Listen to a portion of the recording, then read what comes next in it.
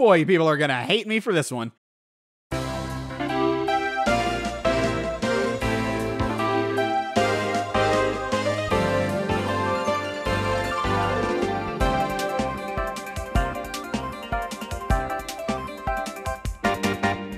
That's right, up next is Kirby Triple Deluxe. But no way this is the spot for it, right? Honestly, the first time I ranked these, I had it even lower. Triple Deluxe? This low? No way. Yes way. Triple Deluxe is a great time, especially with its inventive foreground and background integration, but it has its problems. Big problems. On the note of the foreground and the background, though, it's easily this game's strongest point. This isn't just a visual flair, this is a game designed with this in mind, and puzzles and challenges are created around it. It makes the general exploration in this game really memorable and unique and stand out. I really appreciate that. What else helps Triple Deluxe stand out is the Hypernova fruit, allowing Kirby to inhale crazier than he's ever inhaled before. And this right here makes this game stand out for the worst possible reasons.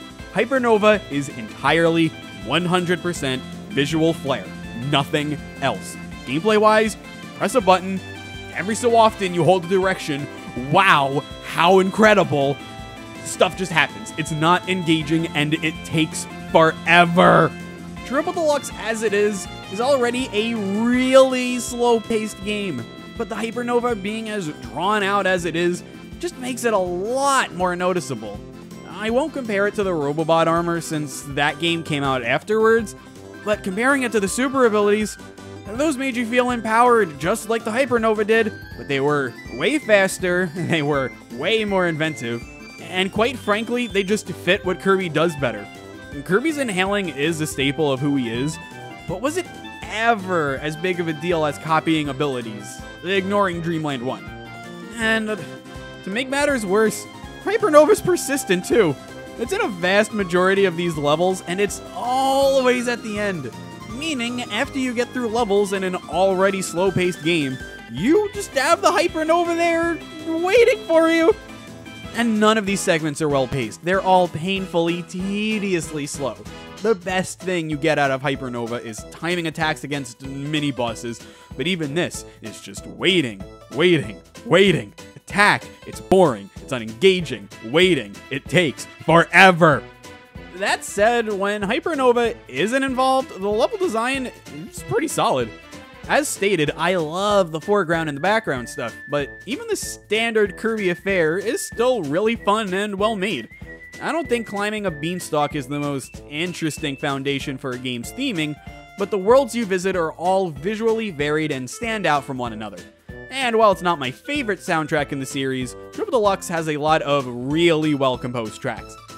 Unfortunately, the bosses and the mini-bosses in this game take a page from Kirby and move into the foreground and the background.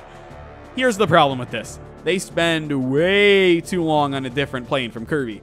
This means, and you guessed it, waiting! Flowery Woods transitioning to Phase 2, gotta wait. Mr. Frosty using his invincible attack, gotta wait. Fighting Pyrabbit, I hate you.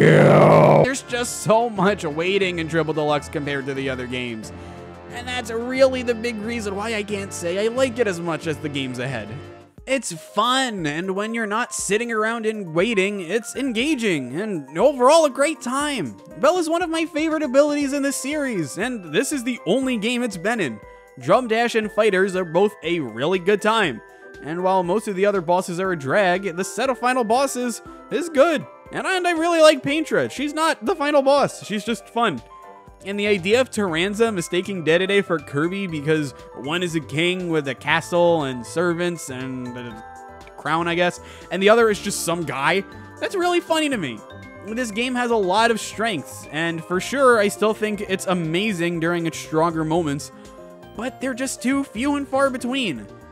It's my least favorite of the modern Kirby games by a pretty fair amount. I do gotta admit though, the keychains, that's pretty nice. Because of these, we got an official sprite of Magolor in a main series game, and I don't know, that's pretty good to me.